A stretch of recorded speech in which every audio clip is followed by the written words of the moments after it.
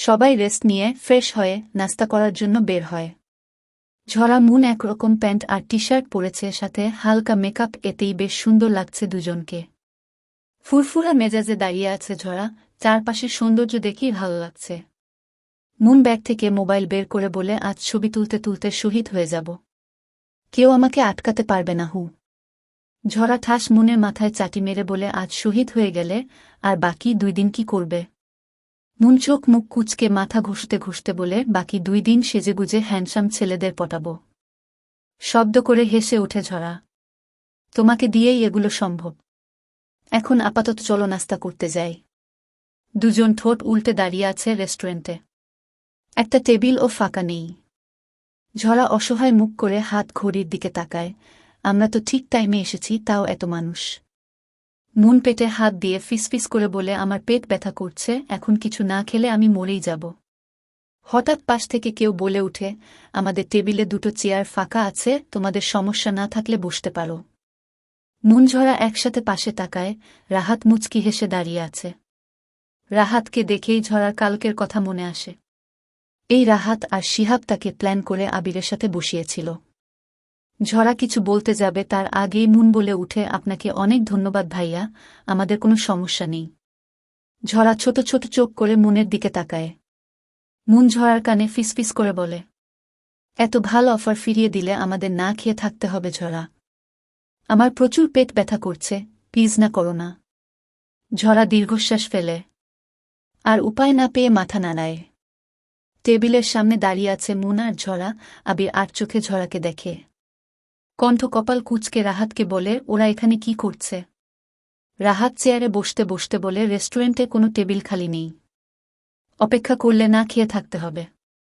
তাই ভাবলাম আমাদের সাথে শেয়ারে বসুক। রাহাত দুজনের দিকে তাকিয়ে বলে, তোমরা দাঁড়িয়ে আছো কেন, বসো। দুজন চেয়ার টেনে বসে পড়ে। ঝরা আবিরের বরাবর বসেছে। এতে আবিরের এখন বারবার চোখ যাচ্ছে ঝরার দিকে। শিহাব ব্যাপারটা খেয়াল করে ঠোঁট টিপে হাসে, অতঃপর ঝরার উদ্দেশ্যে বলে, ভাইয়া আমাকে সকালে ফোন করেছিল। বলেছে তোমার খেয়াল রাখতে আর আমাদের সাথে সাথে রাখতে। ভেবেছিলাম নাস্তার পর তোমাকে বলবো। যাক, ভালোই হয়েছে তোমাদের সাথে দেখা হয়ে গেল। ঝরা মনে মনে বিরক্ত হয়ে বলে, এইটা সিওর আমার বোনের পাকনামি, দুর্বাল, আমি এই শয়তানদের সাথে ঘুরতে চাই না। কিন্তু মুখে সৌজন্যমূলক হাসি রেখে বলে, তাহলে তো ভালোই হলো, আপনাদের সাথে সব জায়গায় ঘুরে ঘুরে দেখতে পারব। কণ্ঠ নিঝুম, চোখ মুখ কালো করে উঠে দাঁড়ায়। নিঝুম বলে উঠে, আমরা বাহিরে যাচ্ছি, তোমরা নাস্তা শেষ করে এসো, বলেই হন হন করে চলে যায় দুজন। সবাই নাস্তা শেষ করে বাহিরে দাঁড়িয়ে আছে। শিহাব সবাইকে উদ্দেশ্য করে বলে, সবাই এখন নিজেদের মতো ঘুরতে পারো। যার যেখানে ইচ্ছা ঘুরতে পারবে, কিন্তু রাত 8টার মধ্যে আবার এই রিসোর্টে ফিরে আসতে হবে। সবার মাথায় যাতে থাকে। শিহাবের কথায় সবাই সায় জানায় এবং যার যার মতো ঘুরতে চলে যায়। শুধু থেকে যায় ঝরা আর মুন। ঝরা কপালে হাত দিয়ে দাঁড়িয়ে আছে, তার এখন কাঁদতে ইচ্ছা করছে, শেষমেশ এই শয়তানদের সাথে ঘুরতে হবে। পাশ থেকে মুন বলে ওঠে, আরে তুমি এত ভাবছ কেন? একটু ইজি হও। আমার মনে হয় ওরা এতটাও খারাপ না, ওদের সাথে ঘুরলে আরও ভালো লাগবে। সবাই চাঁদের গাড়ির সামনে দাঁড়িয়ে আছে। পাহাড়ে উঁচু নিচু আঁকাবাঁকা রাস্তার জন্য এই চাঁদের গাড়ি ব্যবহার করা হয়। গাড়িতে প্রথম কণ্ঠ যেয়ে উঠে বসে, এরপর আস্তে আস্তে নিঝুম, রাহাত, শিহাব আর মুন উঠে। কিন্তু আবির আর ঝরা দাঁড়িয়ে আছে। শিহাব বলে ওঠে, তোমরা কি যাবে না? ঝরা আর চোখে আবিরের দিকে তাকায়। আবির পকেটে হাত গুজে অন্যদিকে চেয়ে আছে। ঝরা বুঝতে পারছে না এখন সে উঠবে নাকি আবির তাই দাঁড়িয়ে আছে। আবির বলে উঠে, এভাবে মূর্তির মতো দাঁড়িয়ে আছো কেন? ঝরা মিনমিন করে বলে, আপনি অত খাম্বার মতো দাঁড়িয়ে আছেন। আবির দাঁতে দাঁত চেপে তাকাতেই ঝরা দ্রুত গাড়িতে উঠে পড়ে। গাড়ি নিজ পথে চলছে, আশেপাশের প্রাকৃতিক সৌন্দর্য দেখে সবাই মুগ্ধ। চারপাশে পাহাড় আর ঘন জঙ্গল, নানা রকম গাছ। পাহাড়ের আঁকাবাঁকা রাস্তা, সাথে মিষ্টি বাতাস। ঝরার বসা থেকে উঠে দাঁড়ায়, সাথে রাহাত, শিহাব, মুন। অন্যদিকে আবির আশেপাশে না দেখে ঝরার দিকে চেয়ে আছে, মনে হচ্ছে সবকিছু সৌন্দর্য এক জায়গায় আঁকে গেছে। নিঝুম ব্যাপারটা খেয়াল করে কণ্ঠকে খোঁচা মেরে দেখায়। কণ্ঠ মোবাইল থেকে চোখ সরিয়ে একবার আবিরের দিকে তাকায়, একবার ঝরার দিকে, অতঃপর চোখ মুখ কুঁচকে বিট করে বলে, সবাই এই মেয়ের মধ্যে পায় কি? গাড়ি থামে নীলগিরিতে। আস্তে আস্তে সবাই গাড়ি থেকে নামে। ঝরা এত সুন্দর ভিউ দেখে আগে আগে হাঁটা শুরু করে। মুন পিছে থেকে বলে, আরে আমাকে রেখে কই যাও? পাহাড়ের একদম কিনারা এসে দাঁড়ায়। এখান থেকে সমুদ্র আর আশেপাশের পাহাড় দেখা যায়। মুন আফসোস করে বলে, সকালে আসতে পারলে আরও ভালো হতো, এখান থেকে মেঘ ছোঁয়া যেত। ঝরা মুখে হাসি নিয়ে চোখ বন্ধ করে বড় একটা নিঃশ্বাস নিয়ে বলে, কোনো ব্যাপার না, এখনো অনেক ভালো লাগছে। অন্যদিকে কণ্ঠ নিঝুম নিজেদের মতো ছবি তুলছে। আর একপাশে আবির, রাহাত আর শিহাব দাঁড়িয়ে আছে। তাদের তিনজনের চোখ ঝরা আর মুনের দিকে। শিহাব শব্দ করে শ্বাস ফেলে বলে, ঝরার প্রতি যদি আবিরের ফিলিংস না থাকলে আমি ঝরার পিছে লেগে যেতাম। আবির আর রাহাত দুজন একসাথে শিহাবের দিকে তাকায়। শিহাব দুজনকে এভাবে তাকাতে দেখে বলে, বললাম তো, যদি আবিরের মধ্যে ফিলিংস না থাকত তাহলে। বিকেল 6টা। রিসোর্টের সামনে দাঁড়িয়ে আছে তারা। সবাই অনেক টায়ার্ড। নিঝুম বলে উঠে, আমার খুব পা ব্যথা করছে, আমি রুমে যাচ্ছি। কণ্ঠ, তুই ও যাবি? হ্যাঁ, আমি ও যাব, আমার ও পা ব্যথা করছে। নিঝুম রাহাতের দিকে চেয়ে বলে, আমরা তাহলে যাচ্ছি। ওরা চলে যেতেই রাহাত মুচকি হেসে ঝরার দিকে তাকায়। আমাদের সাথে ঘুরে কেমন লাগলো? ঝরা মিষ্টি করে হেসে বলে, অনেক ভালো লেগেছে। আজ সারাদিন ঘুরার ফলে রাহাত, শিহাব, ঝরা আর মুন, তাদের এই চারজনের মধ্যে বেশ ভাব জমেছে। তাহলে তো ভালোই হলো, কাল আমরা দেবতাখুম যাব, সকাল সকাল রেডি থেকো। মুন, ঝরা দুজনেই খুশি হয়ে যায়। আবির বলে উঠে, তোদের কথা শেষ হলে দয়া করে রুমে চল, আমার খুব টায়ার্ড লাগছে। শিহাব পকেট থেকে চাবি বের করে আবিরকে দিয়ে বলে, তুই যে, আমরা আসছি। রুমে ঢুকে ঝরা ধপাস করে বিছানায় শুয়ে পড়ে। সারাক্ষণ টায়ার্ড না লাগলেও বিছানায় শোয়ার পর অনেক টায়ার্ড লাগছে। মুন পাশের বেড থেকে বলে, আজ আমি শেষ, প্রচণ্ড পা ব্যথা করছে আমার। ঝরা শোয়া থেকে উঠে বসে ব্যাগ থেকে একটা ব্যথার ওষুধ বের করে মুনের দিকে ছুঁড়ে মেরে বলে, এই ওষুধটা খেয়ে ঘুমিয়ে যাও, ব্যথা কমে যাবে। রাত 9:03। ঝরা বিছানায় শুয়ে জানালা দিয়ে তাকিয়ে দেখে বাহিরে পূর্ণিমা। কিস, কত সুন্দর লাগছে বাহিরে, এখন একটু বাহিরে ঘুরতে পারলে ভালো লাগত। ঝরা পাশের বেড়ে দিকে তাকায়, মুন মরার মতো ঘুমাচ্ছে। শোয়া থেকে উঠে বসে ঝরা ঘড়ির দিকে তাকিয়ে দেখে মাত্র 9:30। টাইম দেখে মুখে হাসি ফুটে ওঠে। বেশি রাত হয়নি, একা একা বাহিরে যাওয়াই যায়। সাদা প্লাজো আর সাদা আর কুর্তি পরে একদম নর্মালভাবে রুম থেকে বের হয়। পুরো রিসোর্টটা এখন ফাঁকা, মাঝে মাঝে কয়েকজনকে দেখা যাচ্ছে। ঝরা একা একা হাঁটতে থাকে, কিছু দূর যেয়ে দেখে গাছে দোলনা বেঁধে রাখা। ঝরা খুশি হয়ে যায়, দ্রুত দোলনার সামনে যেয়ে বসে পড়ে। চোখ বন্ধ করে দোল খেতে থাকে আর সাথে গুনগুন করে গান গায়।